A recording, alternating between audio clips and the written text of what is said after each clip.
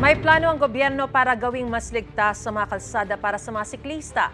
Ano kaya ang reaksyon ng mga siklista riyan? Live mula sa Pasig, may unang balita si EJ Gomez. EJ, good morning. Maris, good morning. Sa mga kapuso nga ho nating siklista, may plano ang Department of Transportation na magkaroon ng karagdagang bike lanes. Isinusulong pa ng ahensya sa Kamara ang 2.6 bilyong pisong dagdag budget na bahagi niyan ay gagamitin doon sa plano. Kaya inalam natin kung ano ba ang opinyon ng mga kababayan nating bikers kaugnay nito. Alas 4:30 pa lang ng madaling araw, umalis na raw ng kanilang bahay si Tatay Nolito. 2 oras kasi ang binabiyahe niya mula San Mateo Rizal papunta sa kanyang trabaho sa Taguig sakay ng bisikleta. Aminado siyang delikado ang arawang biyahe niya pero kailangan daw niyang makatipid. Kaya ang isinusulong ngayon na dagdag bike lane sa bansa, pabor na pabor sa kanya. Yun ang maganda talaga yung sa bike, yung kailangan may sarili kaming mga daanan talaga. Dahil mahirap na yung iba, mga motor tapos sisingitan kami. Yun, delikado sa amin yun. Panukala ng Transportation Department sa Kamara ang 2.6 bilyong pisong dagdag pondo para palawigin ang bike lane network at pedestrian walkways sa bansa.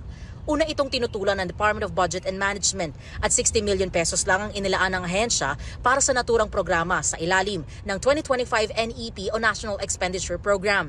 Hindi raw ito sapat ayon sa DOTR.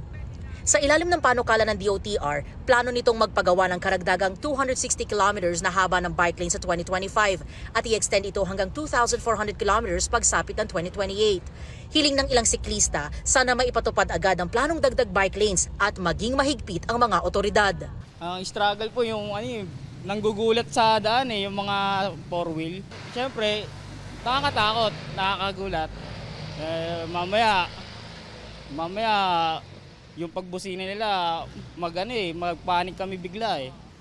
Sana matupad talaga yan, magandang patakaran yan pag may na kami, bike lane.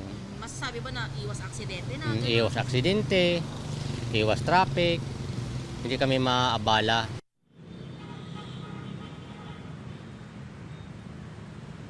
Maris, sa kasalukuyan, nakapagpagawa na ang pamahalaan ng mga bike lane sa 9 na rehiyon sa bansa. Sa Metro Manila, maaaring makita at madaanan ng mga bike lane sa 15 syudad, kabilang ang mga congested roads sa EDSA. Samantala, sa mga oras na ito, kita sa aking likuran ang tipikal na eksena dito sa kahabaan ng Marcos Highway. Dahil rush hour na, matraffic na, dikit-dikit o bumper to bumper ang mga sasakyan at kanya-kanyang busina na ang mga motorista. At yan ang unang balita mula rito sa Pasig City. EJ Gomez para sa GMA Integrated News.